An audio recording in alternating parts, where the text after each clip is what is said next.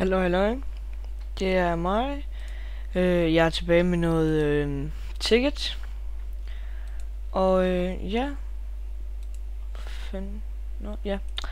Jeg er tilbage med noget ticket. Jeg ved ikke lige, hvor mine bukser de blev ned. Nå, det er meget. Jeg er tilbage med noget ticket, og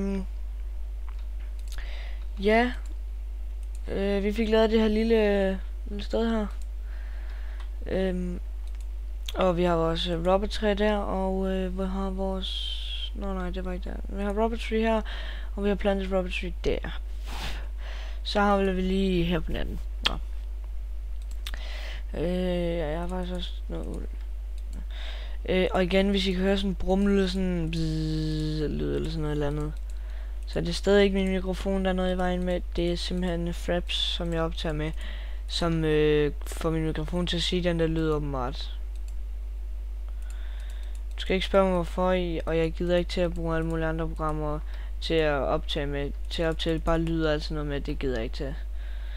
Det, jo, altså det kunne jeg jo godt, men så vil det gå meget længere tid før imellem, for så skal jeg først have tid til at, så skal det også renderes på alle mulige mærkelige måder, og det skal der også lige være tid til, så, men jeg prøver så godt jeg kan.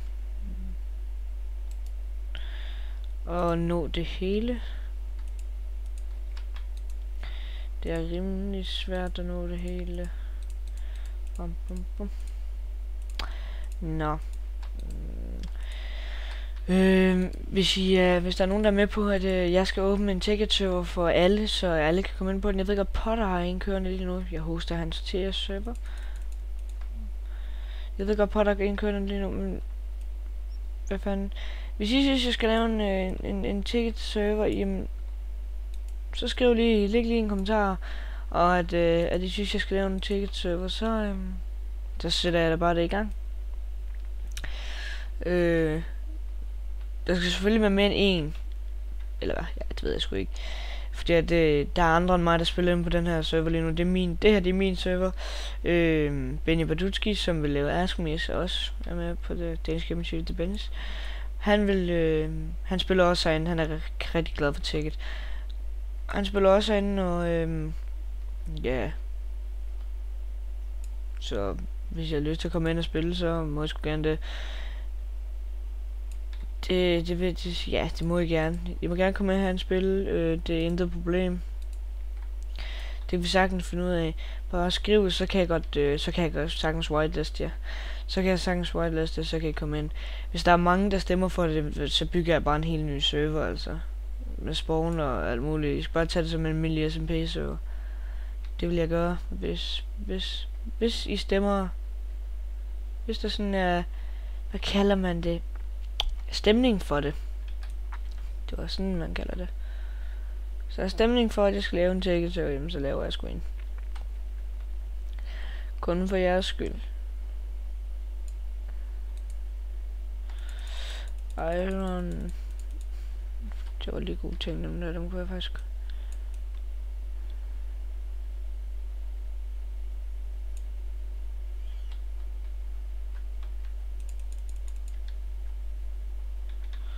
Nå. Sprang den i luften. Ja. Jeg tror vi skal derover i nærheden derovre. Vi skal lige have lavet et eller andet fix her, så vi ikke ryger ud over kanten. Ja, vi skal jo have fat i det derovre. Sådan er det bare. Ja, kunne man ikke bare lige gøre noget her? Nej, det kunne man ikke. Vi kunne selvfølgelig også bare komme her. Lige. Er det noget farligt noget, man har begivet sig ud i her, eller hvad? Det tror jeg vist det er.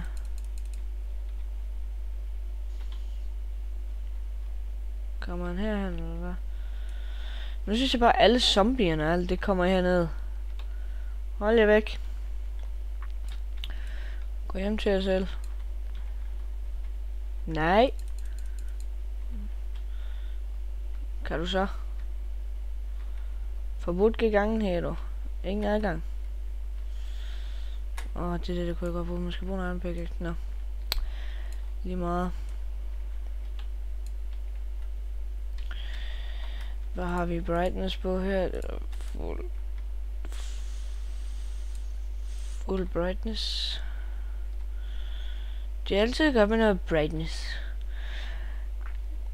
Ej, men hvis den ikke var på fuld lysstyrke, så ville vi ikke kunne se en skid lige nu. Så ville det bare være mørkt. Hvis jeg gerne vil se på en mørk skærm, så er det helt ved mig. Men så kan jeg ikke se en skid.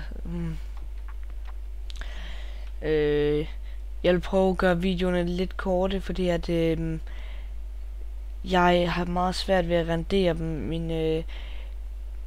Godt nok har jeg en stor gamerstationær, der kan trække meget.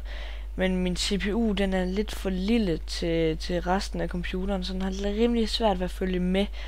Og så hvis jeg også skal rendere, det tager rimelig hårdt på computeren, eller på CPU'en, så kniver det altså. Så begynder det at lægge lidt og sådan noget, så jeg vil helst gøre det lidt kort, så det ikke behøver at tage så lang tid at rendere. Det vil være det nemmeste for mig i hvert fald. Jeg tror heller ikke, I vil have noget imod at få nogle lidt kortere videoer. Altså, det var været nederen at kigge på en video, som er 20 minutter lang. Altså, det synes jeg.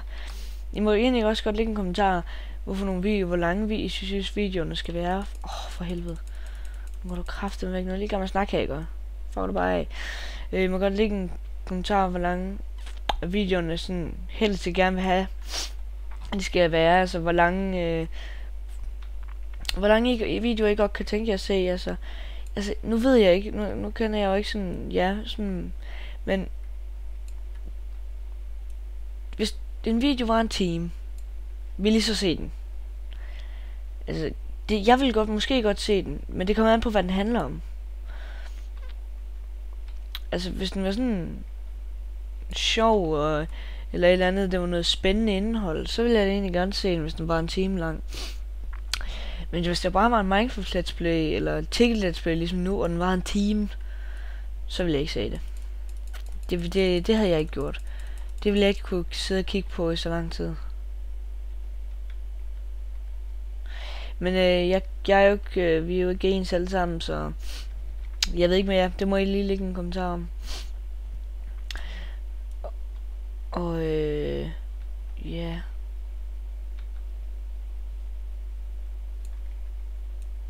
Der var en anden ting mere, jeg kan sige. Kan jeg fandme ikke huske det?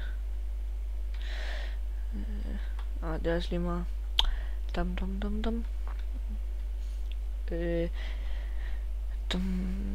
Jeg åbner måske snart en faction server. Jeg ved ikke helt, om jeg vil køre faction eller ticket, eller om jeg vil køre begge dele. Det ved jeg ikke.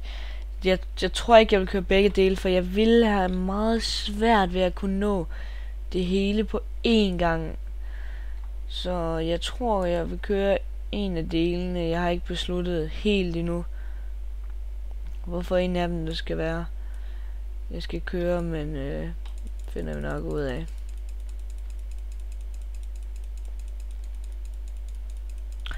Nu dør du kraftedeme. Okay, hvad står der? Tak.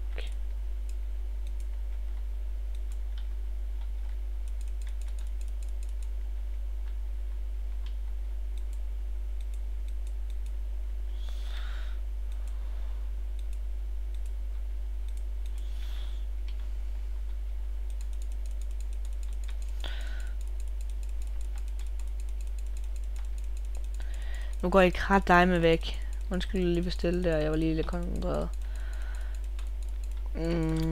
Dø med dig. Se. Nu ved jeg ikke, hvornår den her video bliver uploadet. Nu ved jeg ikke lige, hvornår jeg sådan gider lige uploade den her. Og få den renderet og alt det der. Men jeg tror faktisk, at det vil sige, hvad dag er det i dag? Ja, nu er klokken så godt nok 1 om natten, så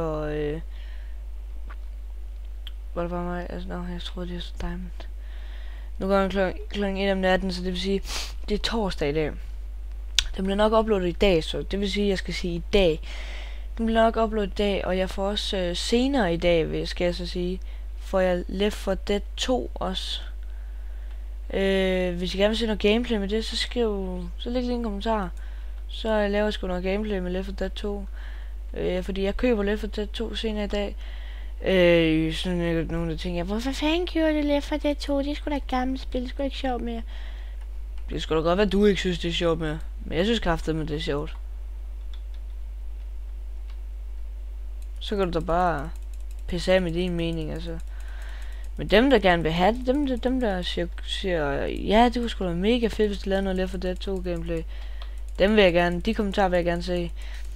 Men jeg kan lige så godt begynde at pakke alle de der kommentarer med væk. Men det er sgu da gammelt spil, for helvede, gider sgu da ikke kigge på, mand. Hvor fanden køber du sådan noget, det er spilpenge? Og hvad så, jeg er sgu ligeglad, det er ikke dit problem. Det er mit problem, at de spiller penge. Men jeg synes, det er sjovt at spille, så jeg kan da være ligeglad med din mening.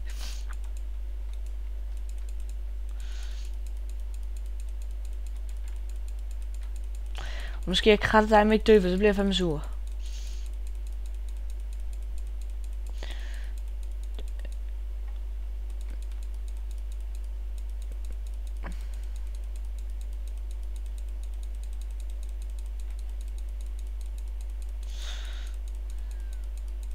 Så dø der for helvede. Kan I ikke dø, eller hvad? Udødelige.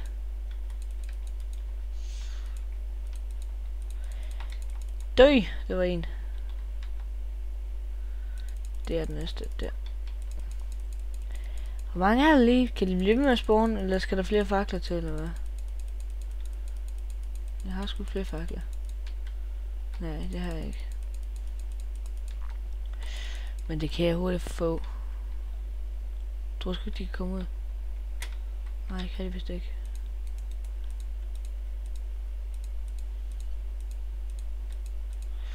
Sådan. Nu pisser jeg altså lige af, okay? Ellers så får jeg da virkelig et flip. Men det altså, nu hvis I ser nok Brian from Danmark og GXP Gaming og alle dem der videoer. Brian from Danmark, han har startet et fucking godt koncept med det der med konstruktiv kritik og alt det der. Det er bare så folk egentlig lige fatter det. Nu vil jeg ikke ramse for meget op i det og alt muligt, fordi at jeg synes bare, at det er en god idé at have startet det der. Hvorfor kan jeg ikke slå dig? Det var da irriterende. Og lige så kommer du frem igen. Altså, hvad fanden er det for noget pis? What kind of magic is this? Ej, nu går du kraftigt med væk.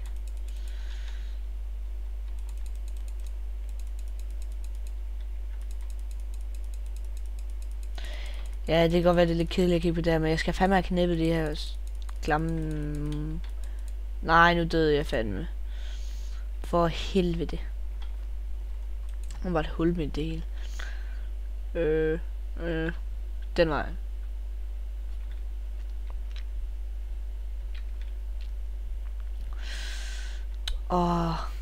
Sådan noget lort. Og lige få nogle gode ting, og så dør jeg kræfter. Nå, ved du hvad? Det skal vi bare, fuck det. Nu går jeg tilbage til huset, og så, ja, jeg tager lige nogle kaktusser tilbage til huset, fordi det kunne jeg faktisk godt bruge. Fordi det skal jeg bruge til, når jeg skal lave nogle ting. Nu vil jeg også spørge om et andet spørgsmål. I stedet for, at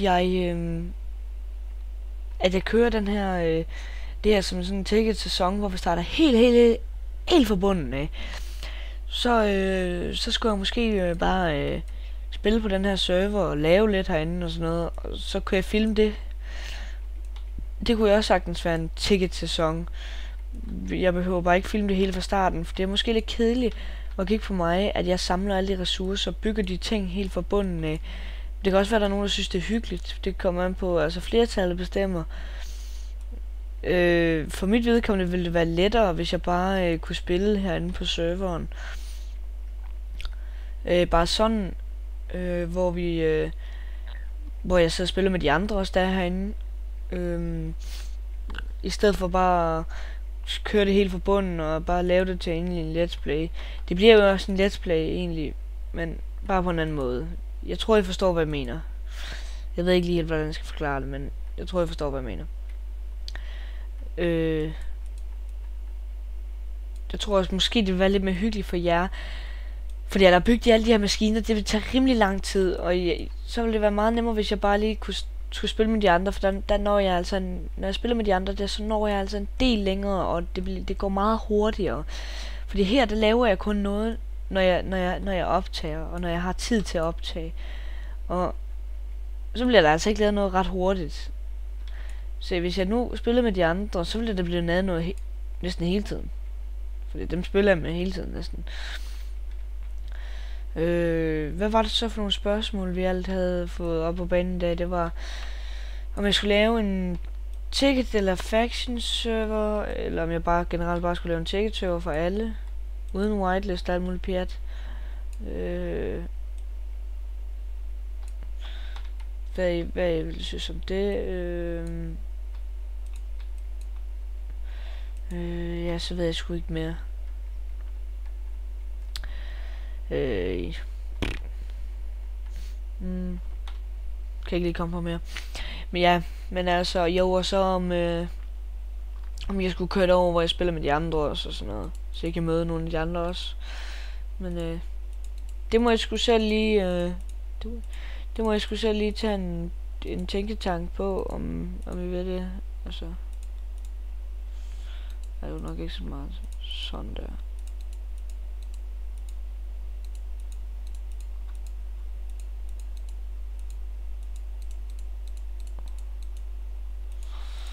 Og vi er et brød tilbage, eller en tilbage. Okay, jeg vil have 22 liggende derinde.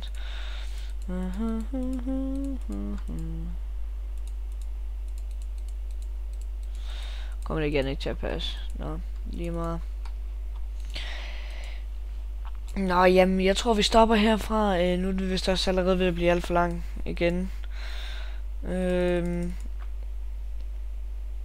Ja. Men find lige ud af det der med, om vi skulle starte fra bunden af, eller køre den videre herfra, hvor vi er nået til nu, eller om vi bare skal spille med de andre inde på serveren, og så bare bygge, så der bliver lavet noget mere oftere, og det bliver hurtigere, større og større, flere maskiner og alt sådan noget. Jeg skal nok vise, hvordan jeg laver maskinerne og sådan noget, men skriv lige svar på de spørgsmål, om jeg skal lave en ticket server til jer og sådan noget. Så vi ses. Farvel. Håber I nåede videoen.